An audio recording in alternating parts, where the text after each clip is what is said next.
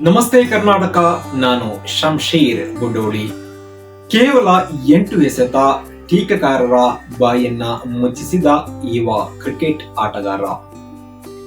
ಇತ್ತೀಚೆಗೆ ಶ್ರೀಲಂಕಾ ವಿರುದ್ಧದ 2020 ಸರಣಿಗೆ ರಿಯಾನ್ ಪರಾಗ್ ಎಂಬುವರನ್ನ ಆಯ್ಕೆ ಮಾಡಿದ್ದಕ್ಕೆ ಅನೇಕರು ಅಚ್ಚರಿಯನ್ನ ವ್ಯಕ್ತಪಡಿಸಿದರು.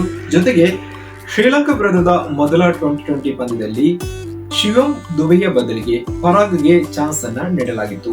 ಇದರ ಬೆನ್ನಲ್ಲೇ ಪರಾಗ್ ಆಯ್ಕೆಯನ್ನ ಸೋಷಿಯಲ್ ಮೀಡಿಯಾದಲ್ಲಿ ಟೀಕೆ ಮಾಡಲಾಗಿತ್ತು. ಯಾಕೆ ಅವರನ್ನ ಸೆಲೆಕ್ಟ್ ಮಾಡಲಾಗಿದೆ ಅಂತ ಬಹಳಷ್ಟು ಚರ್ಚೆ ಕೂಡ ನಡೆದಿತ್ತು. ಆದರೆ ಭರ್ಜರಿ ಪ್ರದರ್ಶನದ ಮೂಲಕ ರಿಯಾನ್ ಪರಾಗ್ ಇದೀಗ ಅದಕ್ಕೆ ಸ್ಪಷ್ಟ ಉತ್ತರವನ್ನ ನೀಡಿದ್ದಾರೆ. ಎಸ್, ಶ್ರೀಲಂಕಾ ವಿರುದ್ಧದ ಮೊದಲ 2020 ಪಂದ್ಯದಲ್ಲಿ ಟೀಂ ಇಂಡಿಯಾ ಭರ್ಜರಿ ಜಯ ಸಾಧಿಸಿದೆ. ಈ ಗೆಲುವಿನ ರೂವಾರಿಗಳಲ್ಲಿ ರಿಯಾನ್ ಪರಾಗ್ ಕೂಡ ಒಬ್ಬರು.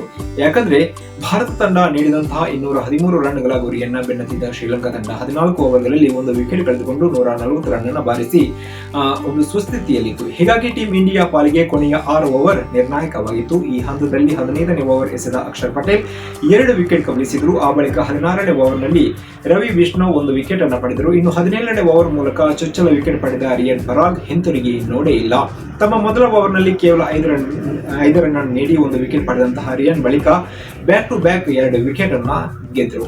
ಈ ಮೂಲಕ ಕೇವಲ 8 ಎಸೆತಗಳಲ್ಲಿ 5 ರನ್ ಅನ್ನು ನೀಡಿ 3 ವಿಕೆಟ್ ಗಳನ್ನ ತಮ್ಮದಾಗಿಸಿಕೊಂಡರು. ಈ ಮೂಲಕ ಶಿವಂ ದುಬೆ ಬದಲಿಗೆ ರಿಯಾನ್ ಪರಾಗ್ ಅವರನ್ನ ಆಯ್ಕೆ ಮಾಡಿದ್ದಕ್ಕೆ ಎಂಬ ಟೀಕೆಗೆ ರಿಯಾನ್ ಪರಾಗ್ ಬೌಲಿಂಗ್ ಮೂಲಕವೇ ಸ್ಪಷ್ಟ ಉತ್ತರ ನೀಡಿದ್ದಾರೆ. ಅಲ್ಲದೆ 2020 ಅಂತಾರಾಷ್ಟ್ರೀಯ ಕ್ರಿಕೆಟ್ನಿಂದ ನಿವೃತ್ತರಾಗಿರುವ ರವೀಂದ್ರ ಜಡೇಜಾ ಇವರ ಸ್ಥಾನಕ್ಕೆ ತಾನು ಪ್ರಬಲ ಆಕಾಂಕ್ಷೆ ಎಂಬುದನ್ನ ರಿಯಾನ್ ಪರಾಗ್ ತಮ್ಮ ಆಲ್ರೌಂಡರ್ ಪ್ರದರ್ಶನದ ಮೂಲಕ ಸ್ಪಷ್ಟ ಸಂದೇಶವನ್ನ ರವಾನಿಸಿದ್ದಾರೆ. ಹೀಗಾಗಿ ರಿಯಾನ್ ಪರಾಗ್ ಶ್ರೀಲಂಕಾ ವಿರುದ್ಧದ ಮೊದಲ ಪಂದ್ಯದಲ್ಲಿ ಉತ್ತಮವಾಗಿ ಆಟ ಆಡಿದ್ದಾರೆ. ಜೊತೆಗೆ ತನ್ನನ್ನ ಆಯ್ಕೆ ಸಮಿತಿ ಯಾತಕ್ಕಾಗಿ ಆಯ್ಕೆ ಮಾಡಿದೆ ಎಂಬುದನ್ನ ಸ್ಪಷ್ಟವಾಗಿ ನಿರೂಪಣೆ ಕೂಡ ಮಾಡಿದ್ದಾರೆ. ಈ ಮೂಲಕ ಅವರು ಟೀಕಾಕಾರರ ಬಾಯನ್ನ ಮುಚ್ಚಿಸಿದ್ದಾರೆ.